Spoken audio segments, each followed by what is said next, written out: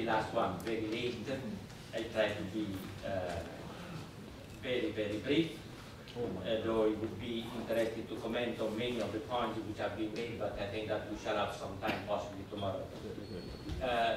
I would say simply a few words on what is the institution I am representing, and then a few words on why such institution could be of any utility or possible of interest for the cause of the Rohingya and the issues which have been discussed today.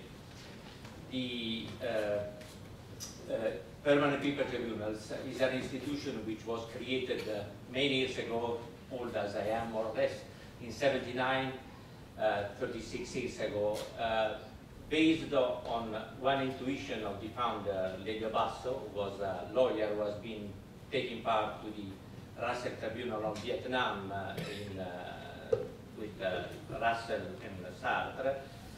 But after the experience we had with the second Russell Tribunal on Latin America and what was happening later on after the post-colonial war, it was becoming clear, and that was clearly explicit in the Universal Declaration of the Rights of People in Algiers in '76, that we were entering a time which has become the rule now, where in fact human rights were practically a useless declaration once they were put in the context.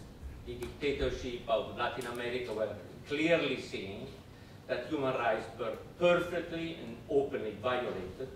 Everybody was fully aware. But the context did impede the intervention, for whatever reason, of the so-called international law, which had become, in practice, an exercise where the states were declaring the, say, independence of each state, notwithstanding the violation of fundamental human rights and the commission of genocide.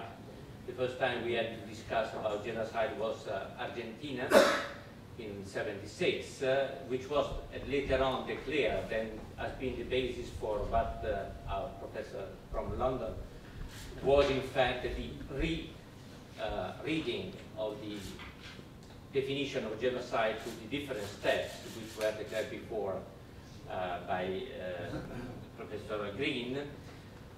Dr. Feinstein was revising, in fact, all the definition of genocide based on that.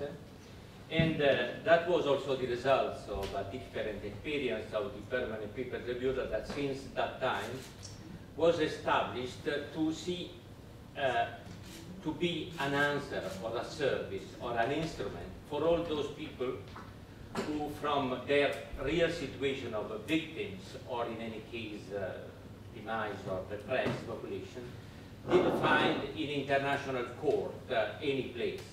And is that the rule?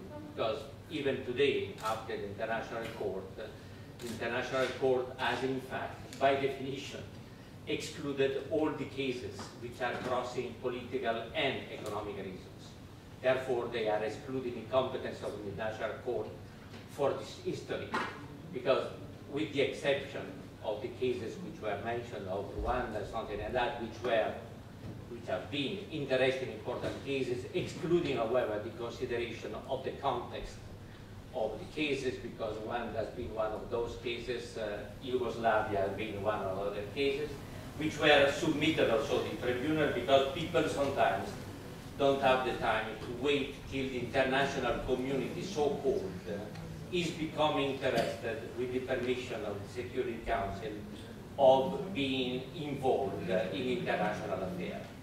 And in fact, over the 36 years, we have been requested 40 times to intervene from the Sahara, which is a case very much similar to Rohingya.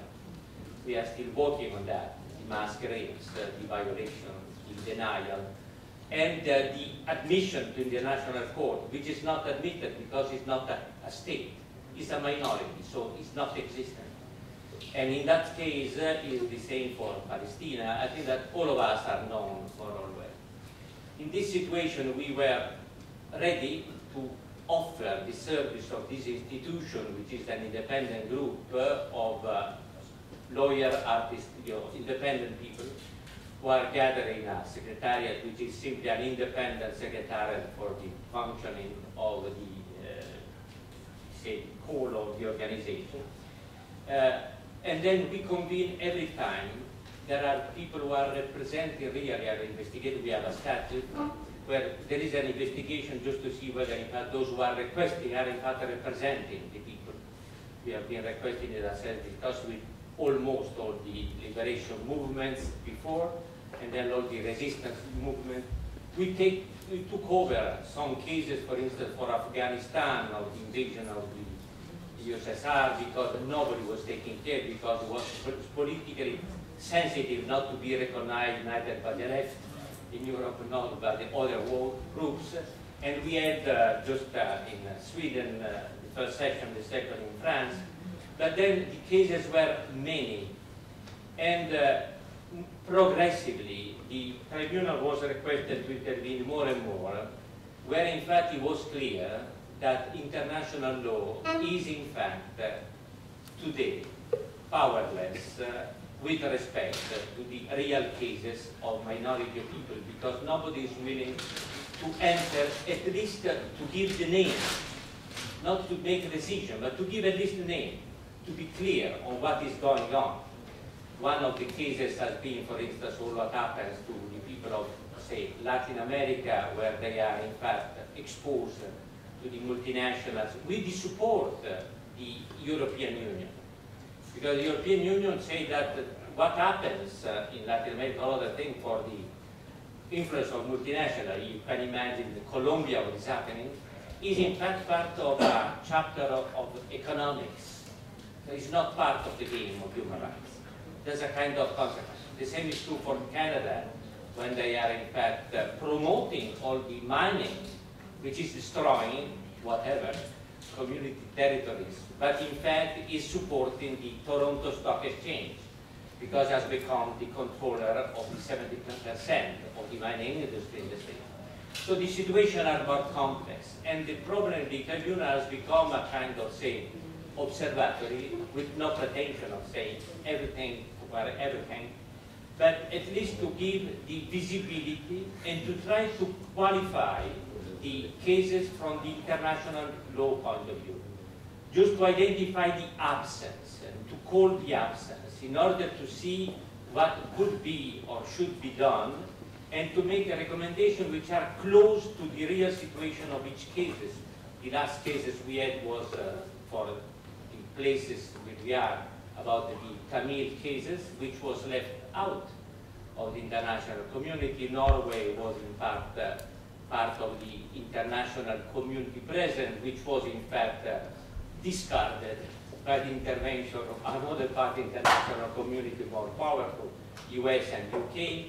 And then we had recently the case of Mexico, which is one very interesting case because that makes of free trade consequences of that. And on the other side of something which is very near to what is discussed about the Rohingya, the migrations, which are in fact another chapter where we have been requested now to intervene, because the migration is obvious that is not a phenomenon which is separated from the context where those things are happening, and those contexts are different in any situation of Asia, Mediterranean, and all of them are in fact considered not of competence of United Nations, except if they have to decide on making war on the situation where those things are happening. So they are becoming even more violator of international law and the principle of peace. So the tribunal is usually gathering this situation, and the experience, which could be possibly of interest here, is not to be very original, would be very interesting just to, however, the experience being that one product is permanent product is the fact that the people who are requesting an independent opinion get the opportunity of putting together the fragmentary evidence they have. They discover they need to be Unitarian in their position, and they are looking for an international law which is looking for the future, not simply for the past. Victims do not love to become or to remain victims. they're looking for something for the future. Somebody was saying that what will be the future for those people who are being trafficked, in fact, or violated. And that is country which is becoming interested. In Mexico, we had 10 hearings in different sides of Mexico. More than 8,000 persons participated in public hearings before preparing the report to be presented then in terms which were also acceptable on the international audience in terms of, say, economic evaluation or juridical qualification, but which were in fact the product of consultation and participation of the community.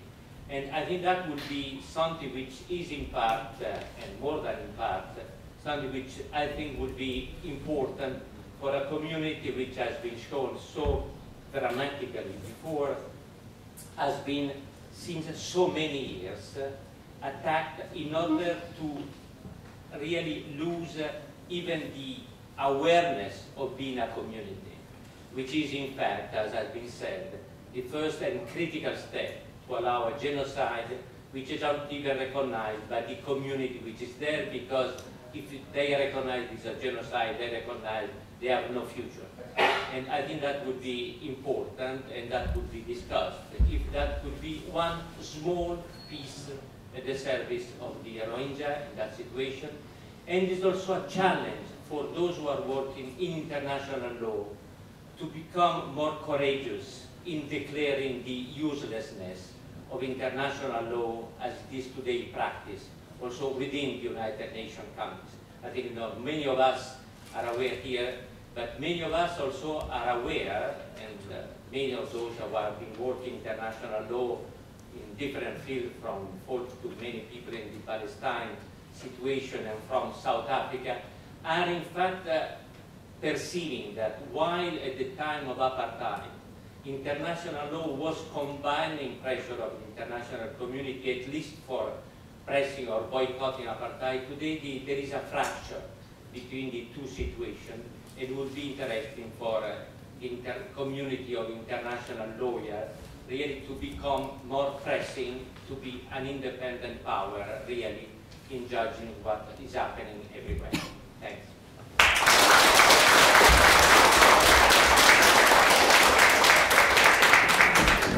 Thank you so much. I think this is very important input we can use in tomorrow's discussion, but I'm not sure if we should open for more Q&As to the audience. What do you think, Sonny? Your demand? I think we should not open the floor to the Q&A, and that a lot of us would stay here for dinner. We can have this conversation, and tomorrow, 8:30 to 11:30 for 3 straight hours, we're going to have a strategy discussion. I would say, I mean, judging from the stamina that you have shown today, I mean, it's a marathon day, and thank you for that. You are all invited back tomorrow. We're going to have just discussion. No one's giving speeches, not myself, not others, but we're going to have a brainstorming session. What we are hoping is 3 things. We're hoping to get maybe a statement, yeah, maybe a statement out with concrete recommendations to the so-called international community from this conference, because there has been a lot of media interest from around the world in different languages, major ones. Yeah? The AP TV is going to flush the Tutu and Soros clips, and BBC is doing a lot of different stories. Burmese media is also inundated with different stories. So we are making waves. Yeah? So may be the first step towards forging essentially an international campaign. What we need, and one of the goals tomorrow is figuring out whether it is strategic and needed to forge an international coalition. Capitalizing on the energy, the goodwill, the passion, the brains here, and finally, soliciting different ideas within the larger campaign, rather than disparate, academic groups or NGOs or governments trying to push. I think what we need now is a united push setting aside whatever differences we may have had in the past or continue to have, we fought in one umbrella campaign. Yeah? So that is a goal, and we need a serious, deliberative process so that no one is managing anybody. And so this has to be an organic process. At the end of 3 hours, people think that these are all rubbish. Then we go home and we had a great time discussing and learning. If people think that the idea that we're going to present tomorrow are worthwhile pursuing, then we'll pursue them. And so let's not open it up and let's just go have dinner and then maybe like some people play music. Okay. Okay.